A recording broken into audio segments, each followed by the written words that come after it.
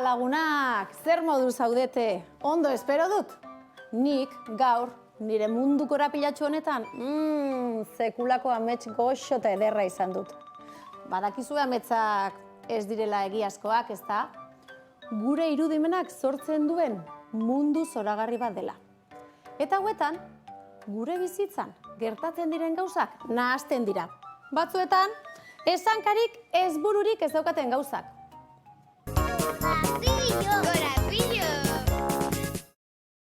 Bart, nire ametsetan gauza bitxi bat gertatu zitzaidan. Kolore baten lagun egin nintzen. Urdina zen bera, itsasoa eta zerua bezala. Nire lagun batzuek aldiz, arrosa koloreekin egiten dute amets, nire lazoa bezala.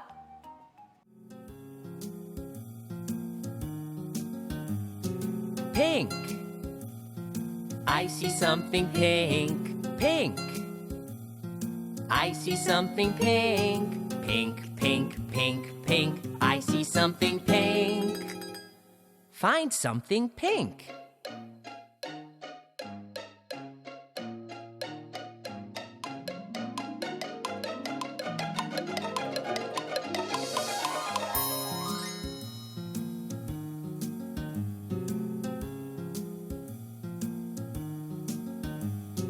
Orange.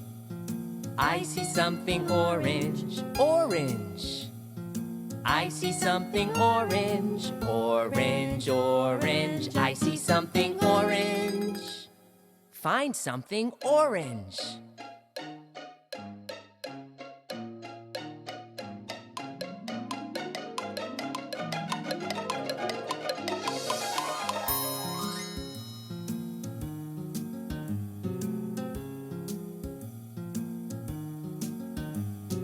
Brown. I see something brown, brown. I see something brown, brown, brown, brown, brown. I see something brown. Find something brown.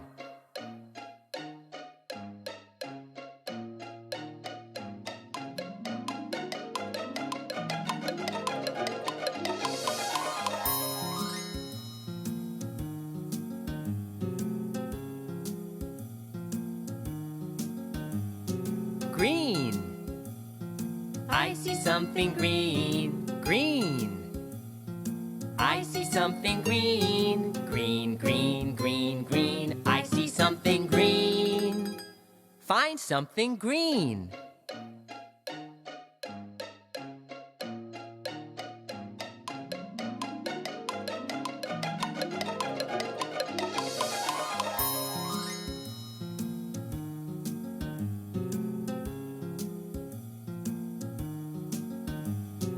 Pink, orange, brown, green.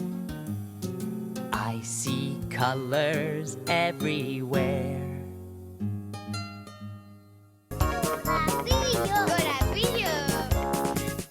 Zeinen abesti ederra, bikaina izan da.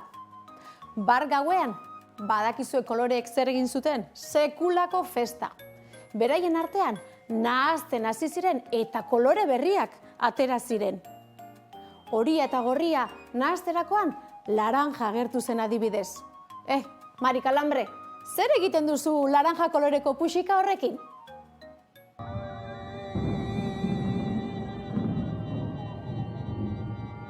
Kaixo lagunok, ongi etorri gure laborategira. Esperimentu bat egiteko prest, bai? Hau egiteko 3 gauza bakarri behar ditugu. Alde batetik, puxika bat, edo zein koloretakoak balio du. Bestetik, orratz luze eta zorrotz bat. Ui, punta zorrotza. Eta bukatzeko, ukendu pikin bat, azaleako ibiltzen den horietakoa, hola azalago esatzeko, horixe. Eta saiatuko gara, puxika zulatzen alde batetik besteraino orratz honekin lehertu gabe. Lortuko te deu. Ez da erresa. Azteko puztu ondo. Ia birika horiek, Bat eta bagoaz. Ondo! Beste pikin bat. Nahikoa, bezala lertingo zaigu oraintxe bertan. eta korapilo bat egingo deu. Eskatu laguntza ez badezue lortzen, Haien, irroistatu egiten zen. Poliki, horrela. Amonak esaten duen bezala, poliki-poliki eta goxo-goxo, horrela hobeto egiten omen dira gauzak. Eta horretarako hain justu hartu dugu ukendua. Goxatzeko, bai puxika eta bai horratza. Hemen zulatuko dugunez, hemen emango diogu ukendu pikin bat. Eta beste aldetik ateratzen saiatuko garenez, beste aldean ere bai. Nahikoa. Eta orain, horratza. Batez ere, punta zorrotz honetan. Holaxe. Goxo, goxo. Hemendik aurrea, zaiena dator. Saiatuko gara zulatzen, lertu gabe. Erne ba. Korapiloaren aldetik hasiko gara, bai? Bultza poliki-poliki eta, ara? Erraz egin dugu, Begira, barruan dago horratza eta ez da lertu. Orain dator zaiena. Bada ez bada, tapatu belarriak, Ikusten dezue, beste aldian, beste muturrean nola daukan, hola txilborra bezala pixka potxologo. Hortik saiatuko gara zulatzen. Poliki-poliki bultza. Eta haien, Badoa. Bai, lortu dugu, Ez gara makalak, Eta dena, goxo-goxo eta poliki-poliki indeulako. Amonak esaten duen bezala. Zan ere, zakar eta azkar eginez gero, baldakizu ze gertatzen den. Bai, hori gertatzen da, orain bai, tapatu ondo belarria bagoaz.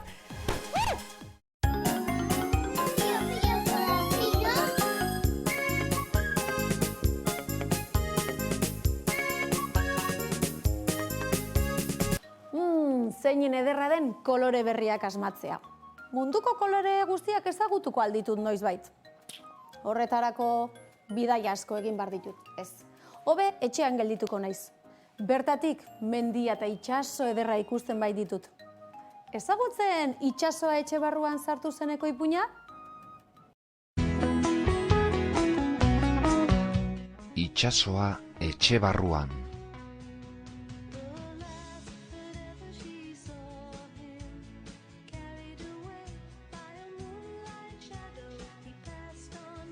Jorge, sinetxita zegoen bere etxeko sukaldea itsasoa zela. Sukaldeko horma zuria eta urdina zen. Urdina erdiraino eta zuria hortik sabairaino. Itsasora noa, esaten zion bere aitari, eta orduan denek zekiten Jorge sukaldera zijoala. Sukaldea zen beretzat itsasoa. Sukaldeko horma, erdiraino urdinez margotuta zegoena. Jorgek zapatak erantzi eta urpeko betaurrekoak janzten zituen itsasoan murgiltzeko. Hantxe ibiltzen zen zabuka, busti gabe, bere itsaso partikularrean. Sukaldeko horma urdinean arrainak margotzen zituen errotulagailuz. Eta udan hondartzan aurkitutako itsas karakolak eta itsas izarrak sukaldeko zoruan uzten zituen. Sukaldeko zorua zelako beretzat itsasoko ondorik ondoena. Eta itsasoko ondorik ondoenean egoten dira itsas karakolak eta itsas izarrak. Jorgeren ama haserretu egiten zen etxera iritsi eta sukaldeko lurra itsas karakolaz eta itsas izarrez beteta topatzen zuenean. Haserretu egiten zen sukaldeko hormak errotulagailuz margotutako arrainez beteta topatzen zituenean. Baina Jorge, egin duzu berriro ere zurea. Zenbat aldiz esan behar dizut, sukaldeko hormetan ez dela margotu behar. Ez da sukaldea, ama, itsasoa da, esaten zion Jorgek. Jorgek beti bezala jarraitzen zuen. Behin, kainabera eta guzti sartu zen sukaldera. Izan ere, balkoitik behera botatzen zuen amua, arrainen bat harrapatzeko asmoz. Gutxitan lortzen zuen ez harrapatzea, baina oraingoan ordea, bai. Eta berak, olagarroa zela esaten zuen. Ara ama, begira ze olagarro arropatu dudan. Baina Jorge, jakin aldaiteke nun nahi arraiotik atera duzun kapelu hori. Ez da kapelua, ama, olagarroa da.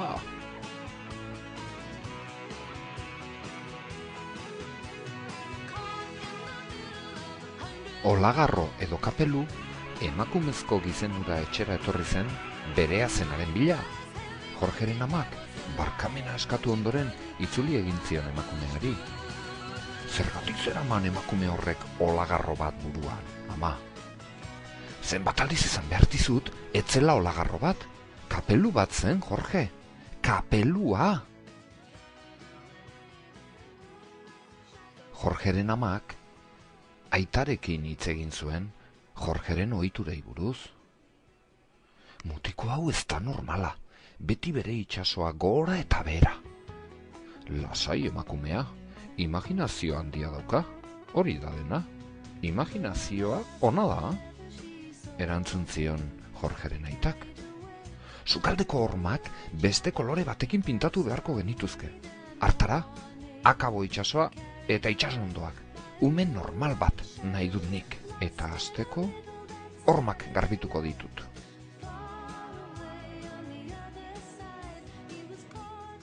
Jorgeren amak supermerkatuan mantxa garbitzeko produktu hipermoderno bat erosi zuen, sukaldeko horma garbitzeko. Kraska, igurtzi eta igurtzi, sukaldean errotulagailuz margotutako arrainak ezabatzea lortu zuen azkenean. Itsasizarrak eta karakolak hartu, eta bere lekuan gorde zituen gero. Hurrengo egunean, Jorge ikastolatik bueltatu zenean, margolari batek ireki zion atea. Ezin duzu sukaldera sartu, mutiko, margotzen ari gara.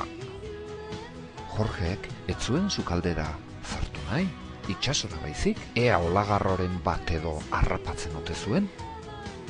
Hala ere, margolariak ez zion sartzen utzi.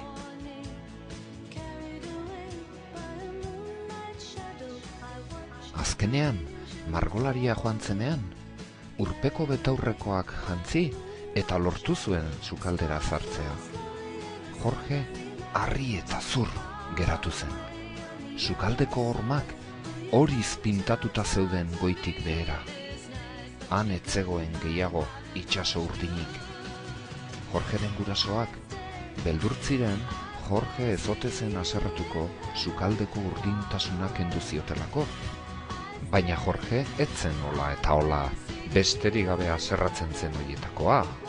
Jorge pentsakor geratu zen, hori bai. Sukaldeko itsasoa zikatu eginda, esan zuen asko pentsatu ondoren. Eta gero, bere gelan desagertu zen Jorge, isil-isilik. Gauean, atearen zirrikitutik inorretzegoela ikusi ondoren, sukaldera sartu zen errotulagailu batzuekin, bere gurasoak konturatu gabe. Baina ama esnatu zen, eta hara zer ikusi zuen, sukaldeko lur guztia arrainez beteta. Inoiz baino arrain gehiago sukaldean, baina oraingoan ez zeuden aurrekoetan bezala horman margotuta, lurrean zeuden margotuta. Baina zer da hau, Jorge? Oio egin zion amak. Itsasoa zikatu egin da, ama. Arrainak hilda daude, erantzun zion Jorgek.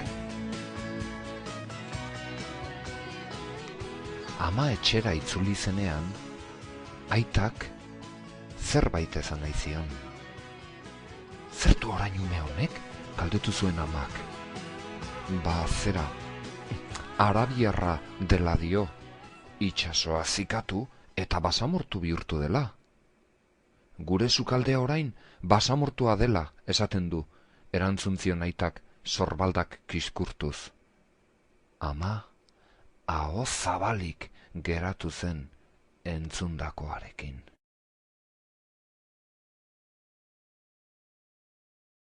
Jorgeren imaginazioa ezin zen mantxa garbitzeko paper moderno batekin ezabatu. Ez da pintura horiarekin ere. Horrela bihurtu zen Jorgeren etxeko itsasoa basamortu.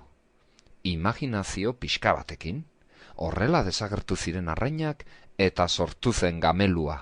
Gamelua zen Jorgeren lagun berria. Horrela gertatu zen, gutxi gora bera.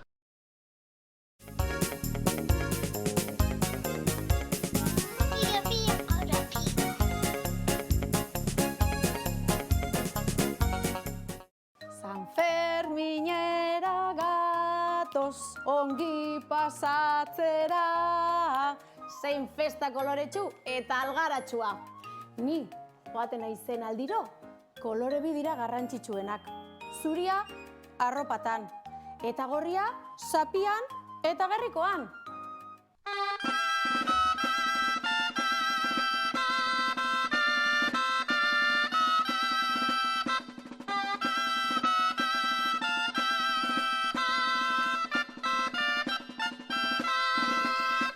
Entzunarren San Fermin zuzaitugu patroi, zuzendu gure oinak, entzierro hontan otoi. Entzunarren San Fermin zuzaitugu patroi, zuzendu gure oinak, entzierro hontan otoi. Gora San Fermin! Gora!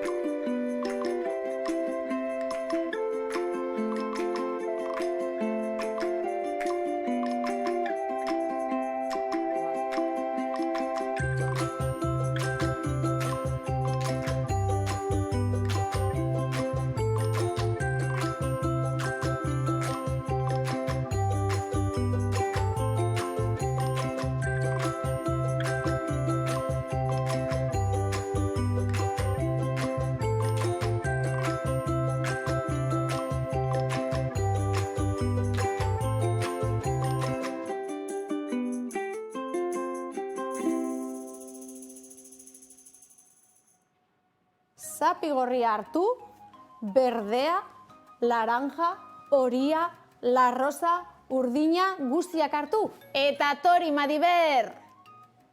Kaixo lagunok, harritu dutxun ditu magiarekin dibertitu. Gaurko atalean...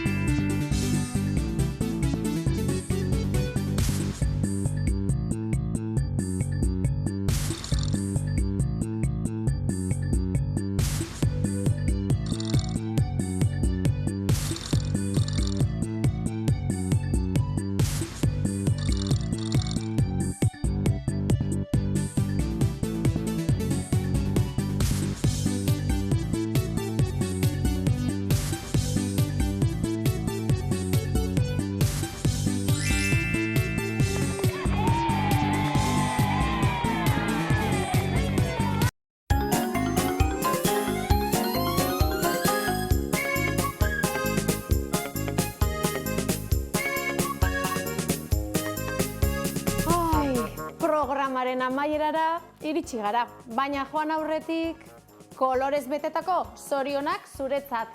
Kolorezko musuekin, kolorezko bezarkadekin. Eta aste koloretsua pasa!